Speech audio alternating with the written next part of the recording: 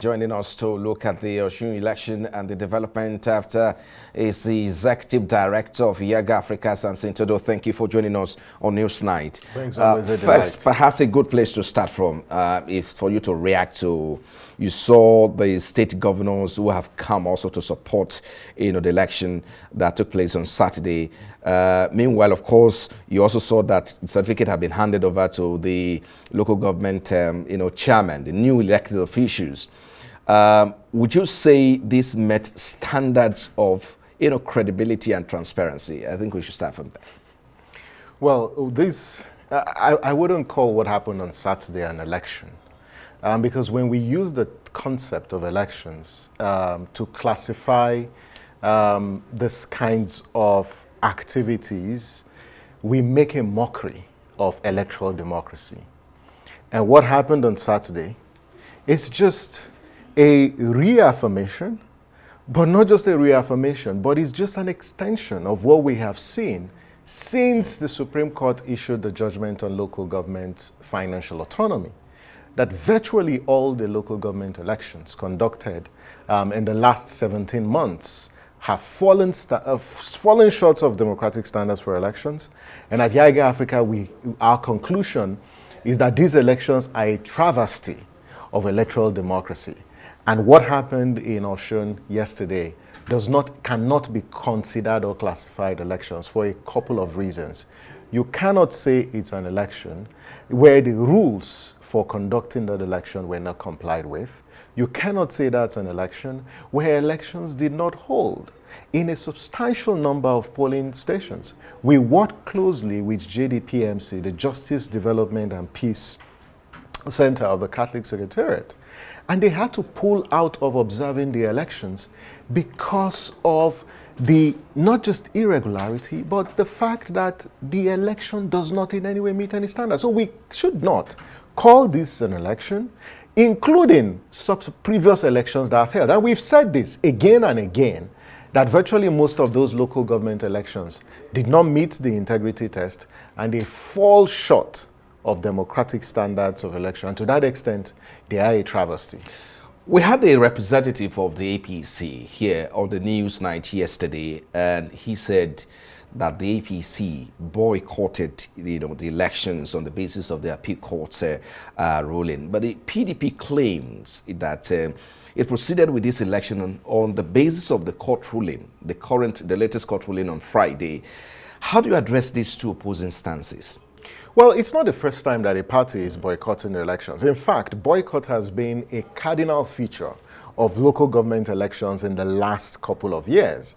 And if you look at other states where the APC is governing, the PDP has also boycotted. So it just appears there's a grand conspiracy by the political class. And there's some arrangement, I must say from the indicators, it appears there's some arrangement between, political actors in those states that if a ruling party, the governing party in a particular state should win all the local council seats, including the councillorship seat.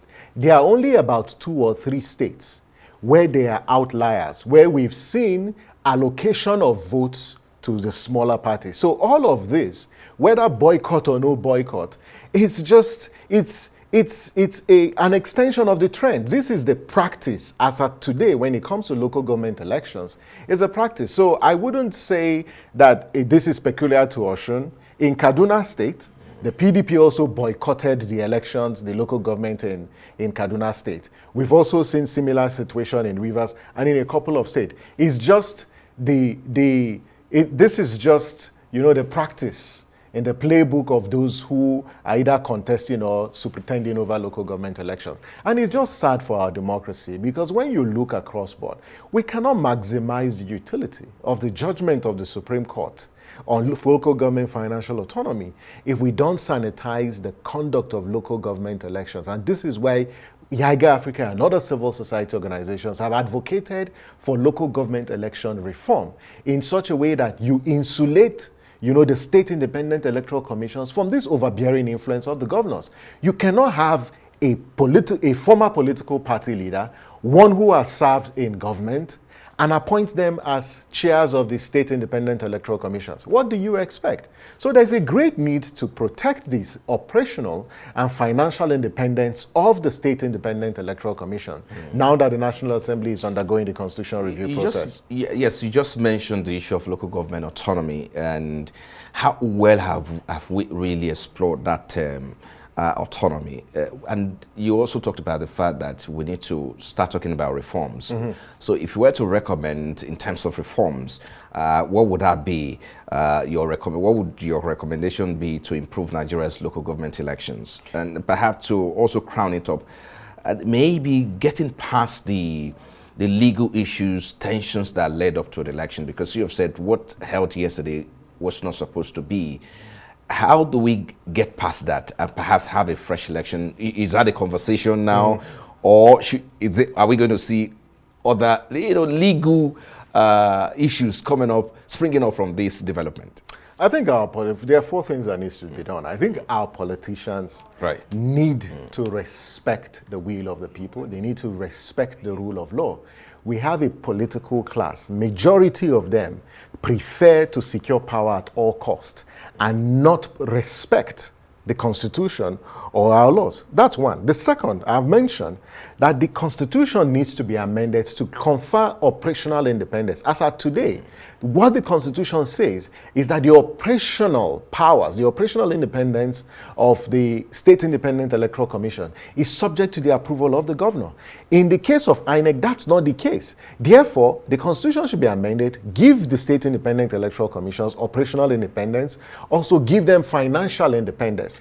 And thirdly, is the need to strengthen capacities at the local government level and at the states. There is great need to empower the state independent electoral commissions with the requisite skill that they need to conduct elections. And then the fourth thing, that needs to be done, there is great need to protect, one, the tenure of local government officials.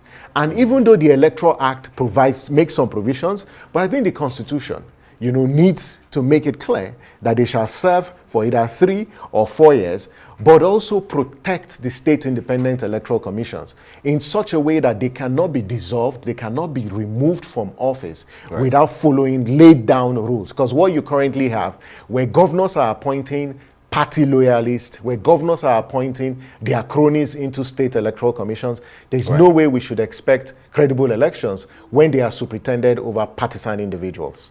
I think a good place to leave it. Thank you so much for your insightful analysis, Samson Itodo, Executive Director, UEG Africa. Thank you for coming on Newsnight. Always a delight. Thanks for having me.